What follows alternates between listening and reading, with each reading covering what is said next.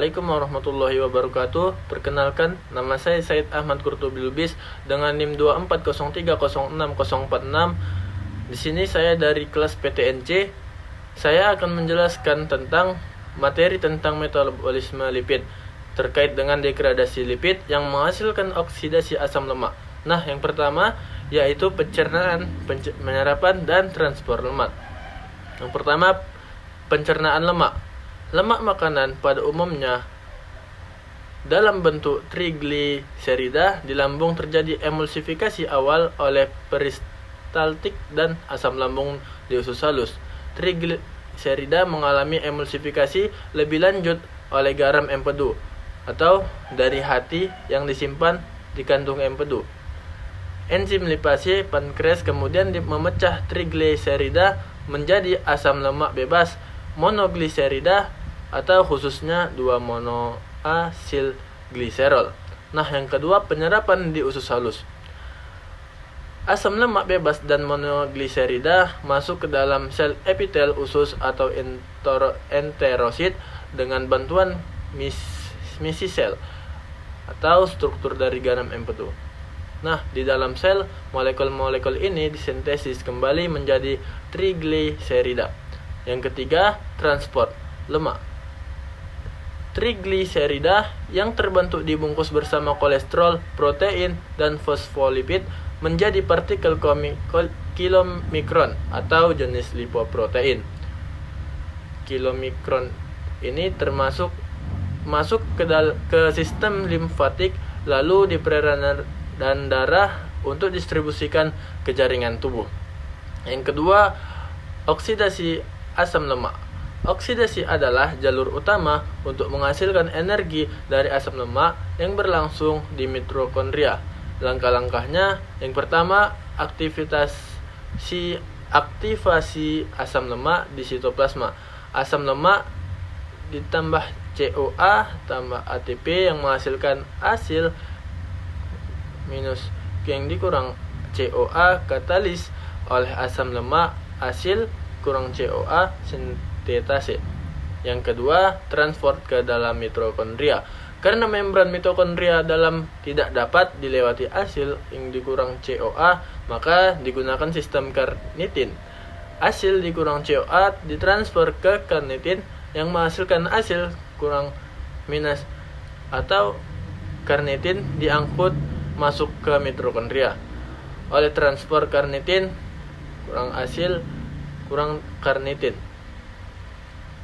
Di dalam mitokondria, asil yang dikurang karnitin dikembalikan menjadi asil CoA. Selanjutnya ada biosintesis lipid berupa yang pertama sintesis asam lemak atau lipogenesis. Sebagian besar sintesis asam lemak terjadi di sitoplasma, sel-sel hepar, dan jaringan adiposa. Reaksi ini dimulai dengan membawa asetil CoA keluar dari mitokondria melalui torak sitrat atau citrate sutel. Nah, proses ini menghabiskan dua molekul ATP pembentukan asetil CoA. Sitosol dirangsang oleh rasio insulin atau glukagon yang meningkat setelah konsumsi karbohidrat. Asetil CoA sitosol diubah menjadi malonil CoA oleh enzim asetil CoA karboksilase. Enzim ini diaktifkan oleh rasa kenyang, sitrat, dan insulin mengaktifkan enzim berikutnya yaitu kompleks asam lemak sintase. Produk akhir jalur ini adalah palmitat C16 yang dapat diperpanjang dan didesaturasi menjadi berbagai asam lemak lain. Nah, yang kedua ada sintesis triasilgliserol. Triasilgliserol dibentuk di hepar dan jaringan adiposa melalui reaksi antara asam fosfatidat atau di usus dari 2-monoasilgliserol. Jaringan adiposa tidak memiliki enzim gliserol kinase sehingga tidak dapat menggunakan gliserol hasil kerja enzim lipoprotein lipase atau LPL. Insulin merangsang pembentukan LPL serta metabolisme glukosa menjadi asam lemak di jaringan adiposa. Nah, yang ketiga, sintesis fosfolipid. Fosfolipid adalah senyawa lipid yang mengandung gugus ester fosfat dan merupakan bagian penting dari membran sel bersama protein, glikolipid, dan kolesterol.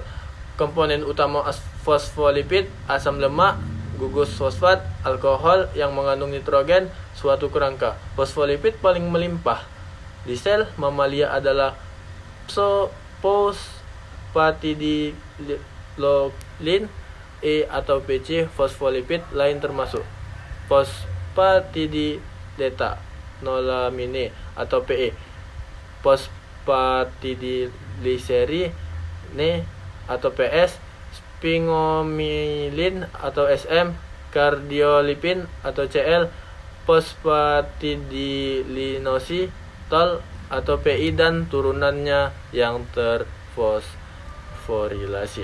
Nah, yang keempat ada sintesis kolesterol. Kolesterol berfungsi sebagai stabilizer membran sel, prekursor garam, empedu, prekursor hormon steroid. Disintesis hampir di semua sel, terutama di hati atau hepar dan usus. Prekursor utama sintesis kolesterol adalah asetil CoA. Laju sintesis kolesterol dikendalikan oleh enzim HMG CoA reduktase. Enzim ini dapat dihambat oleh obat anti hiperkolesterolemi. Ya. Yang kelima, sintesis steroid. Steroid adalah senyawa turunan kolesterol. Beberapa jenis hormon steroid yang penting glukokortikoid atau misalnya kortisol, mineralokortikoid atau misalnya aldosteron, hormon seks atau misalnya testosteron, estrogen, progesteron. Sintesis hormon steroid menjadi terutama di kelenjar adrenal atau untuk kortisol dan aldosteron, gonad atau testis dan ovarium untuk hormon seks. Proses ini dimulai dari kolesterol yang menghasilkan pregnenolon yang menghasilkan berbagai jenis steroid tergantung pada enzim spesifik yang tersedia di jaringan tersebut. Nah, hanya ini yang bisa saya sampaikan.